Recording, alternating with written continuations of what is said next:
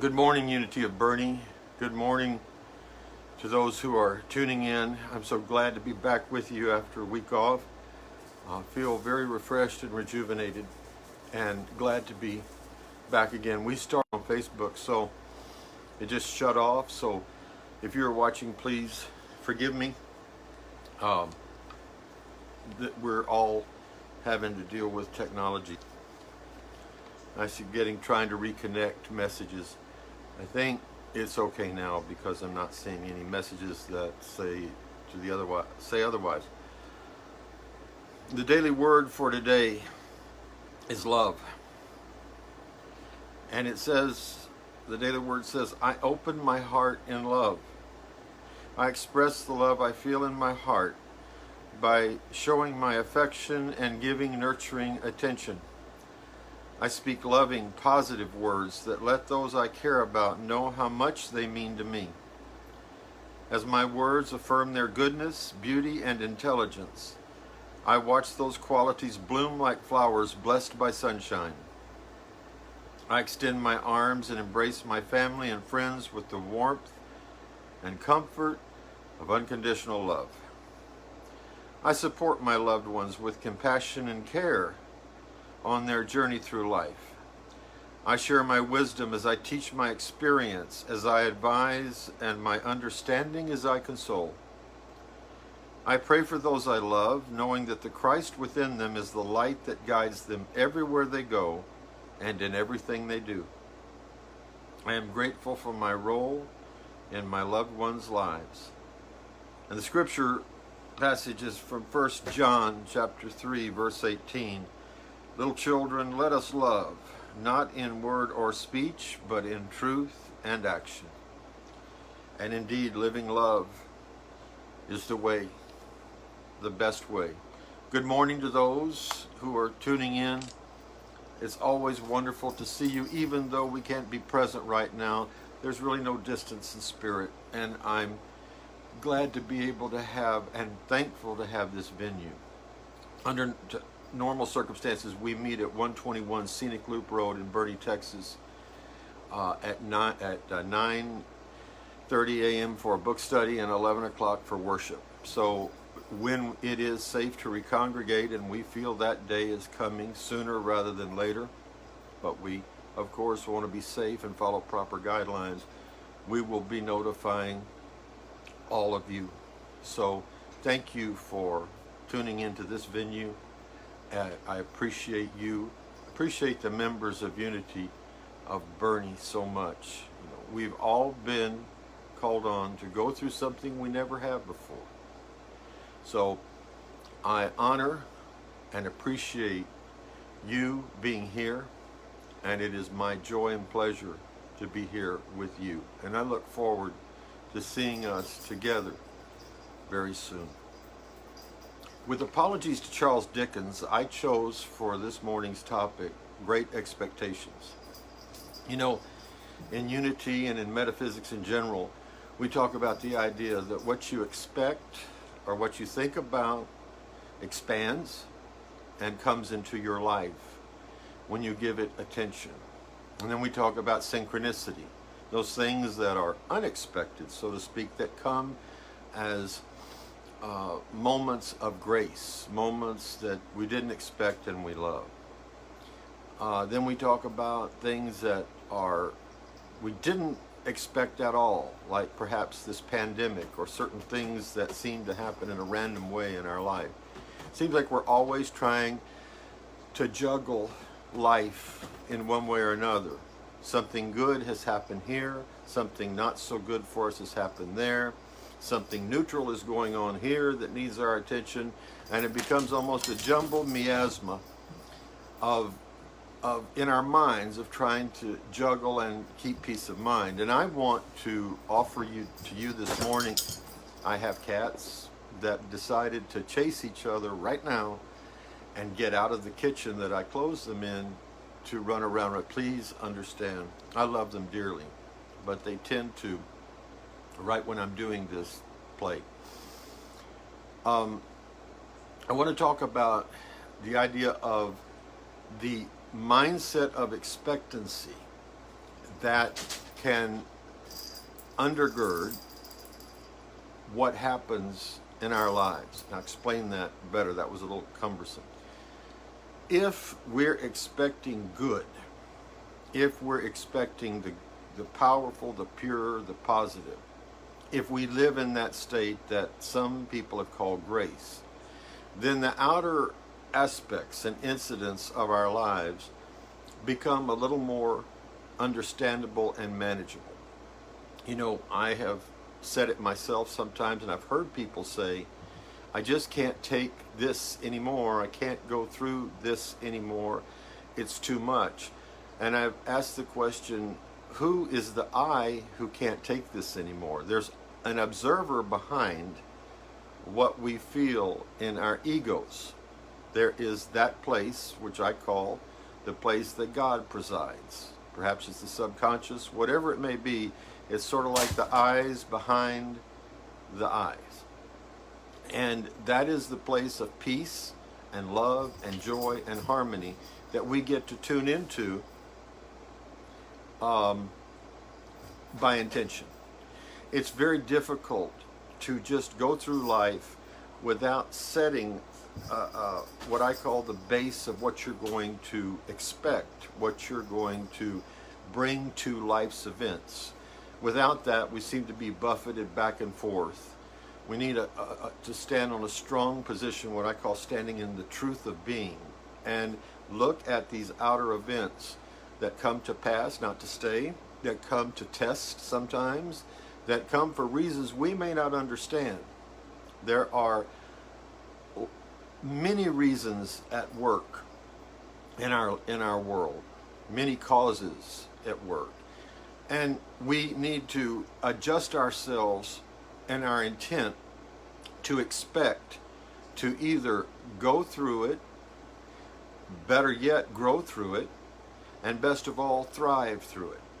Taking what we see as negative and turning a twist on it, as I say, and seeing as something that's designed for our growth.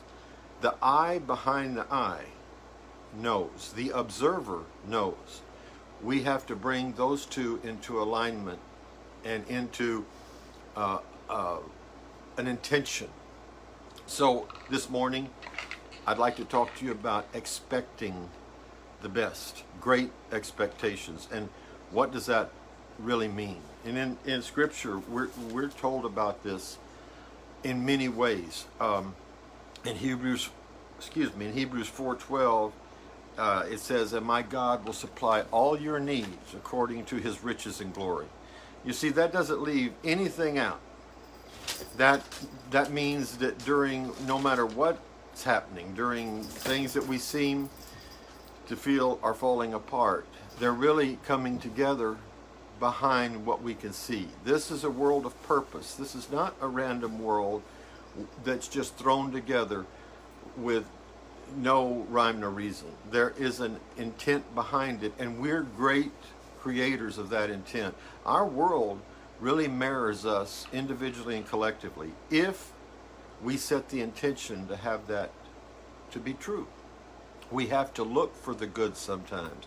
In metaphysics, I heard one person tell me in a critical way that we just sit back and expect, and we don't do anything. But that's not true at all. The expectation is just the beginning. We put our feet to our intent. We live our intent. I think the difference is, my friend who said this was thinking we just sat here and affirmed.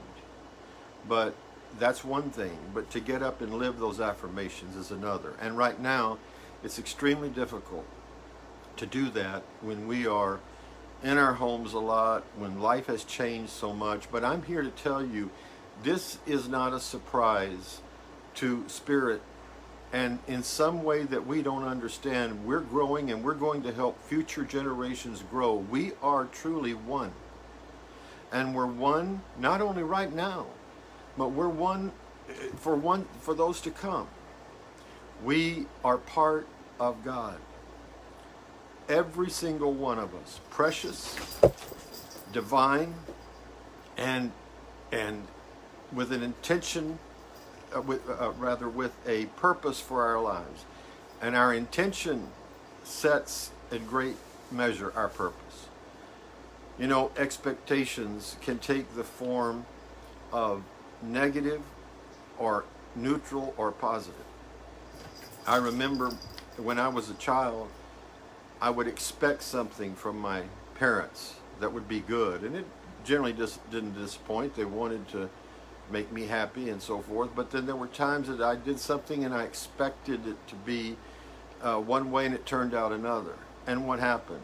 I learned from it. And even though that innocence of youth is one thing, it became sort of a life lesson. What you expect, and if it doesn't turn out a certain way, you turn a twist on it and you make it a lesson for your growth. Everything here is designed for our growth. What we call the good times, what we call the neutral times, and the not so good times. Our soul is accruing experiences that it needs. And while we may not understand it all the time right now, we are still part of a larger purpose. We are part of our individual purpose, and we are part of a collective purpose. And when we get our individual houses in order, so to speak, we are resonating with everyone else that are thinking similar thoughts. So you see, the boats rise and sink in a collective way many times. And I think right now in this world, we're called on to show peace and love in the face of much anger and division. And that's not always easy to do. In fact, I've heard it said, we don't know what to expect next. Well, we can intentionally expect. And by that I mean, we take stock of where we are right now and remember that the truth stands with us in the decisions we make. God gave us a great field of creativity, a place of pure potentiality, as Deepak Chopra says, the ground of being, as Paul Tillich says, a wonderful area to experiment. So during a time like this, we can take our individual selves and align with that truth. We know what feels bad and what feels good. Judgment, anger, and those attendant things, they don't feel good. They may feel good for a moment, but I've yet to see two people who argued terribly say, I felt so much better after that. It may feel good for a moment, negativity and judgment, but it doesn't feel good in the long run. So knowing that and armed with that knowledge, we can set an intention now and an expectation that we're clear on the inside. One of the best ways that I know to do that is writing it down. I love the 12-step groups that talk about taking a fearless inventory where we are able to set our egoic selves aside that try to rationalize some things and say, yes, I did this and this, without judgment of ourselves, but with the intent to learn. And then what happens is we become one on the inside, and we're going to see that mirrored on the outside by the people that we attract, the people that come into our lives. There's also a saying in 12-step circles, change your playground, change your playmates. That's true in metaphysics. In your mind, what you expect and the level you're thinking is what you're going in large part to attract on the outside. So if you expect more of yourself, if you expect yourself to come higher, and what better time to do that than right now when we're being called on in the most challenging and difficult times that I can ever remember. But what a magnificent feeling to say we're going to grow through this. We're going to be something better for ourselves and for the future to come. People say, I didn't see this coming. Nobody saw this pandemic coming, but now that it's here, we're called on to deal with it, and we deal with ourselves. We get that straight, and we don't look outward and say, I'll do what this person's doing or that person's doing. Yes, we're going to do the common sense things of social distancing and the masks and all, but our way of reacting to this interruption in our lives is in great measure going to determine the world to come. You know, this won't stay forever. And so, good morning to all of you. So what we have to do is to turn ourselves to the light, to the good, to the pure, and allow that to flood us, and lose our judgments and our negativities and our anxieties and those things that get in the way of pure potential. What I'm saying really is that if you expect the best right now, you're going to help be part of creating the best things to come. And that doesn't mean that we're not going to have more challenges in the future. That's part of life. You know, I like to say that, make the analogy that life is a classroom, and that we learn what we need to learn through the things that are presented to us. We learn a lot about ourselves. Carl Jung, the great Swiss psychiatrist, said that we see outpictured what we are inside. That's why there's so many different ways people have of looking at life. So when we're straight on the inside, so to speak, we're going to see things rightly on the outside. And to expect more of ourselves during this, and to know that God is with us even in the hard times, one thought away, one prayer away. I've said happiness is one thought away. If you find the current situation overwhelming, there's always a memory you can turn to inside that moves you up, that takes you to a place that you're more able to deal with what's going on right now.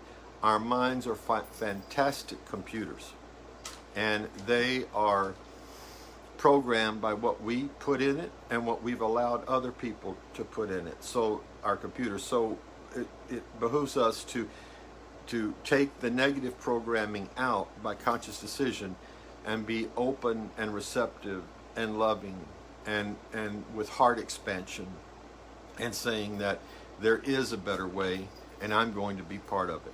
And how do we do that?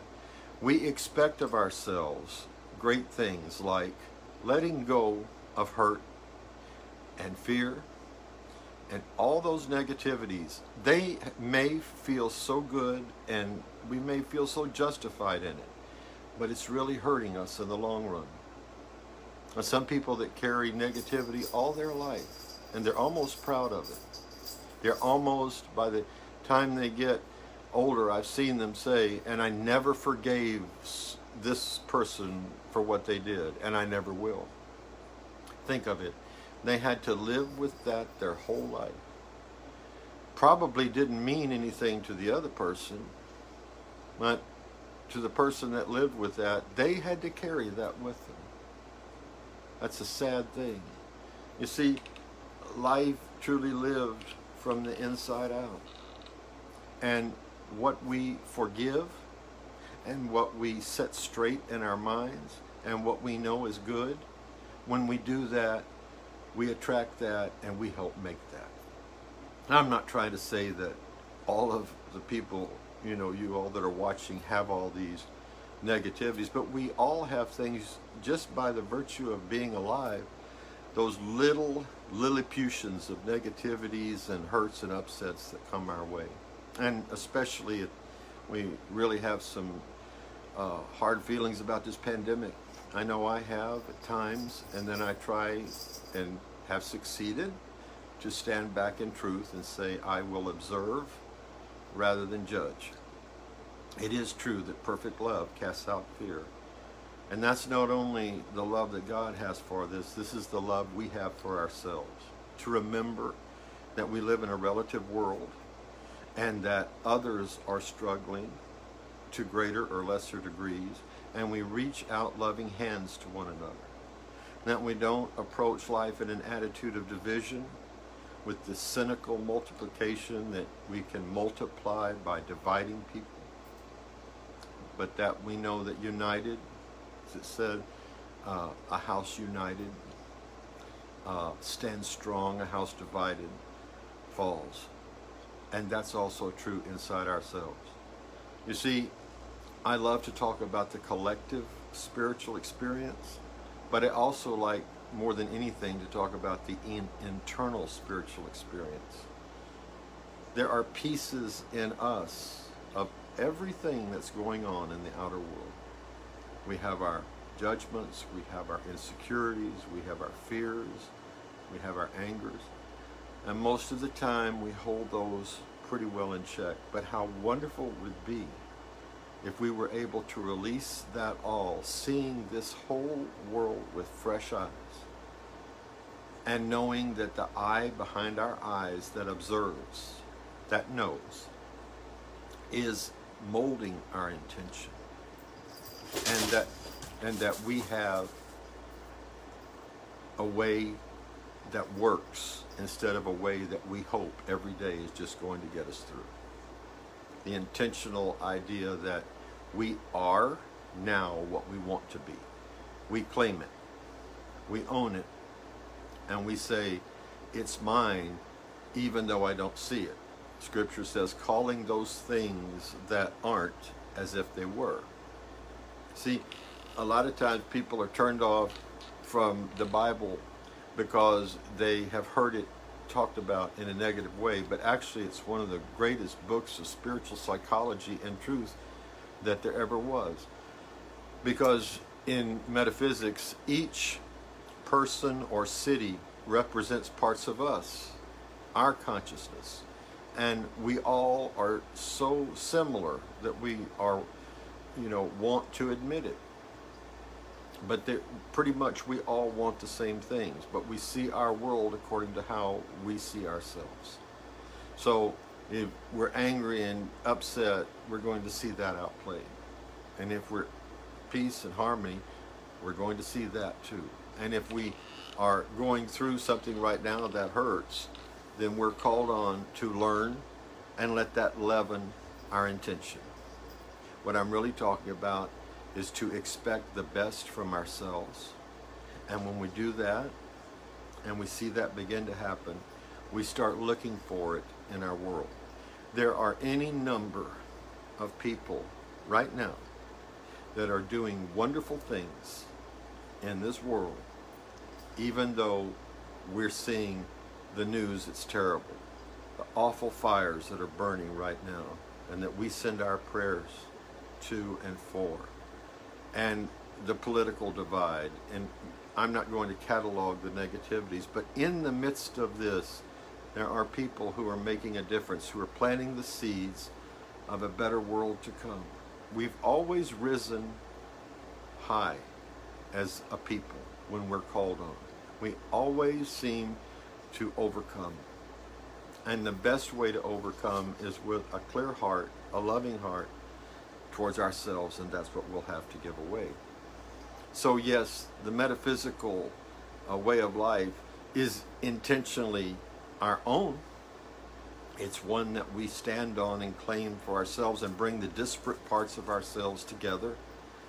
But it's funny that when we do that, it's not funny, haha, it's funny, sort of strange, but when we bring those disparate parts of ourselves together, we begin to see the disparate parts of the world come together. We really get what we're looking for.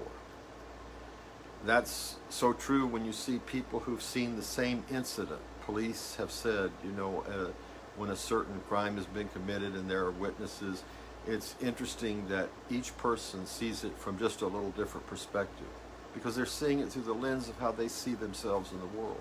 And I'm talking about cleaning that lens. And I'm talking about great expectations of ourselves and others, because that tends to happen because of the magnetism that we have, the magnetism we have to what has been called the law of attraction. And thoughts of a kind flock together, sort of like birds of a kind come together. So my challenge to you this morning is to expect more, first of you, in a loving way, never in a judgmental way toward yourself, knowing that you did the best you could given the circumstances and your awareness at the time. And then from there, realize that you are a living embodiment and expression of love. You are made in the image and likeness of God. And that means that even though life can seem so daily, and things can seem, especially now, it can just seem like Groundhog Day over and over again, but that you see yourself with new eyes through the truth of your being, through the God consciousness that lives in you all the time. And I say it's the observer. That consciousness is where your life is created. You see, these eyes see what they see by rote, by what we've seen over and over again. But the eye behind the eye, it knows. You know, there's a saying, men stand in a circle and suppose, but the secret sits in the center and knows. And our job is to access that center, what the great masters have talked about for thousands and thousands of years.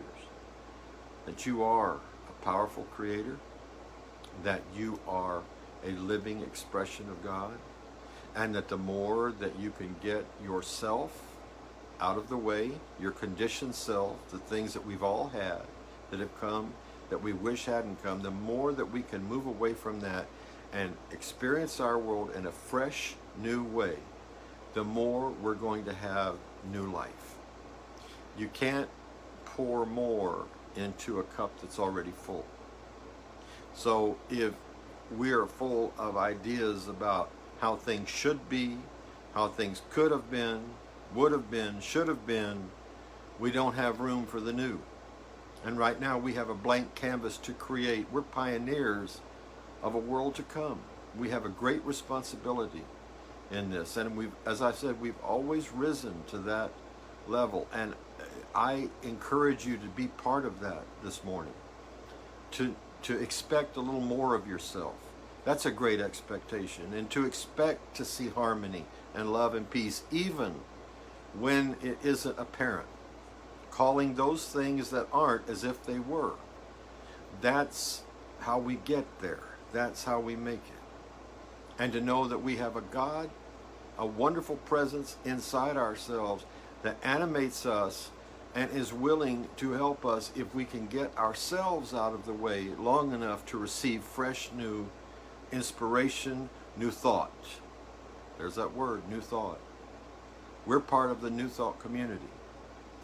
We're part of the transcendentalists of old who said that this reality that we see every day is not all there is. There is the world of imagination, the world of thought, the world of creation. And we all know how much we love to see people create, who are talented, who give us these wonderful things in our lives. They're creators, but we're just as much creators in our own way. We create our personal world. Recently, I had to go through some things that I didn't really want to do, that had to do with medicine and health. And I considered it I expected not to really enjoy it. Nobody enjoys, having to do medical procedures and things like this.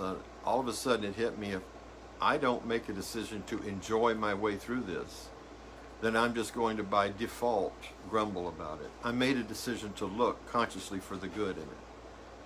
And what happened was it ended, the challenge ended much quicker.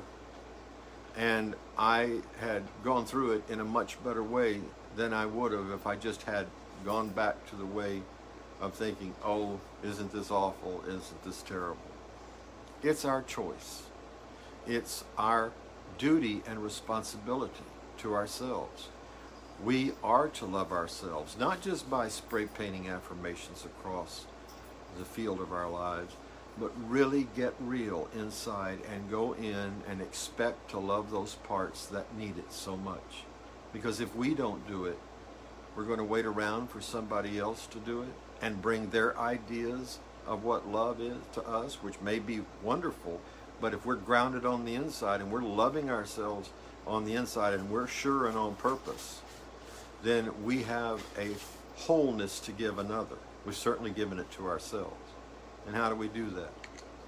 We forgive. You see, not only is life a classroom as far as I'm concerned, it's also a place to practice perfect forgiveness. We have to forgive so many things every day. If we live in a state of forgiveness, we're living with peace of mind. If you think about that, if you forgive those things and pull your own judgments back about how something should be or could be or would be, and simply observe it and apply the love, and if it's necessary, the forgiveness of the situation, then you're not only growing yourself, you're part of the solution. It's one thought away. It's one decision away. It's one embrace of yourself away. Yes, there are a lot of disparate parts of ourselves and a lot of things that we don't seem to understand. That's why I'm a fan of journaling, of writing down, of taking pen and paper and just letting what comes come out on the paper. Eventually, you're going to get and see outpictured what you need to see. And then you're able to deal with it. You're able to take ownership of it. And that's what responsibility is about. That's what true living on purpose is about. I've seen some people say, I'm just going to visualize being one with everything. It's a wonderful thing. But then they get a little disappointed because they weren't one inside. And when they closed their eyes, they felt all these competing emotions because they hadn't gone inside and applied the love and the corrective love that they may need. They had expected something to come to them, which it always does. Grace and life and love comes to us from God. But we can only receive it according to the filters we have. We can only take what we understand.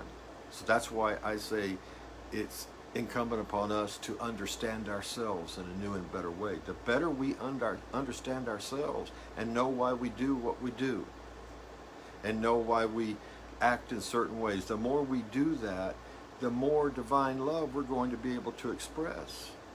You see, we all are given the same amount. It's not something that's withheld from some and given to others. We're loved all the time, but we have to understand ourselves in order to let that love come in and fill up the places that need healing. But if we are closed book and just say, I'm not going to change and I'll reflect the love of God, we're only going to be reflectors in part. You know, now we see through a glass darkly. Well, we're called on to see a holistic life, a holistic self. And when that happens, change really occurs. And we don't have to go to bed at night saying, I said it, but I really don't feel it. We can say, I feel it because I know it, because I healed it, because my intention was to do that, and I'm growing. It's not that you're a finished product. It's just your house is in order, your internal house is in order to receive these wonderful, wonderful impressions from Spirit. It's sort of like a windshield. If it's dirty, you don't blame the windshield. You wipe it down. And it's able to receive more light. You're able to see more out of it. So the windshields of our minds clogged with judgment and negativity doesn't make the windshield bad. It just means it needs to be cleaned off. The windshield was always good. It was always ready to be seen through, but it had layers of accumulated dust or whatever on it. That's the way it is inside us. We just have to get rid, let loose, let go, and forgive those smudges and dirt and all that we allowed us to be there. We're human. You know, we're in a relative world, but we're called to be more. And I believe it's my job to help facilitate that. And it is also my job to live that out. And when I do, I love it. And the times that I have a very human experience of feeling some negativity that comes through me, I now know, stop it and apply the love. Everything's a call for love. Every single thing inside you that feels negative and not right is calling for love. And you get to step back, you get to choose once again. And sometimes making that choice is not as exciting as pointing a finger out in the world and blaming a circumstance or saying, look at this. There's so many people that, they catalog and keep the disasters they see outside because it also keeps them from looking inside themselves. If I can get angry or upset or afraid of things that are going on out there and give my attention to that, I don't have to look inside here of what's calling for healing, what's calling for holistic loving. So metaphysics is not a selfish thing. It's really the best selfish thing. It's not selfish to the extent that I want to take all from somebody else. It's selfish in the way of I want to build a better me so that I can be better for anyone that crosses my path or anything that I'm affirming on the outside. And if you are at a place this morning where you want to be, where you love to be, where you know is right for you, more power to you. But if you're at a place that says that I see life sometimes in a fractured, fragmented way, and I don't quite understand why I'm thinking this or why I'm projecting so much or why I'm hurting so much, then this is for you to expect more, to choose again, and to allow the windshield of your mind to be cleaned by the grace of God, which is always present, so that you can see and experience and go forth and make a difference. That's what it's truly about.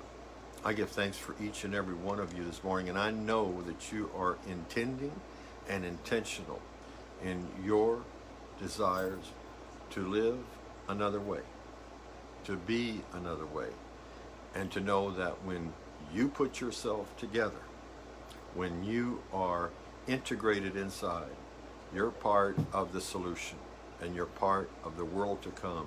You're a pioneer that helps build from where we are right now. I give thanks again for you, and so it is. I'd like to say a little something this morning about the fires that are raging in the western part of the United States. People are devastated right now, and I would like to pray and affirm that through this situation that's going on, that they know that they are loved, and they know that they are upheld by millions of people that are sending them the best. I would like to pray about that right now, and for all of us. Our Heavenly Father, Mother God, we give thanks for your presence in our lives, and we know that you are with the people in the western part of the United States who are hurting right now and who desperately need help. And we affirm that that help is forthcoming, and that our hearts are moved to be part of the solution, whether we decide to give of our treasure or our time, whatever we may have to give. We are affirming a perfect outcome for our brothers and sisters who are now living through devastation. We ask that you especially be with them, that they especially recognize your presence, and that a perfect outcome is at hand. We give thanks for your presence in this world, even though there are times that we don't understand everything. We know you are with us. We affirm you are with us, and we know you're with these dear ones who suffer right now. We declare this is so. Amen. At this time in the service, it's customary to take an offering, and I have to say a little about that too. Unity of Bernie, as does any church, relies on your generosity. And through this time, we have taken financial hits just like other churches. We need your help. I know that there is a PayPal button on this page. There certainly is one at unityofbernie.org. And so if you would prayerfully consider giving your best gift, it would be greatly appreciated. Or if you prefer not giving online and would like to give through mail, you can send it your tithe offering donation to Unity of Bernie, P.O. Box 1973, Bernie, Texas 78006. That's Unity of Bernie, P.O. Box 1973, Bernie, Texas 78006.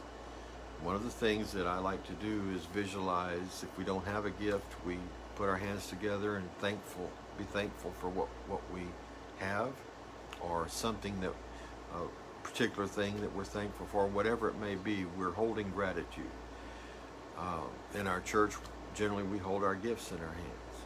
But what we're talking about when we do this is the divine truth of multiplicity. So I invite you to take your hands together, put your gift in it. If you don't have a gift, feel something that you're very thankful for.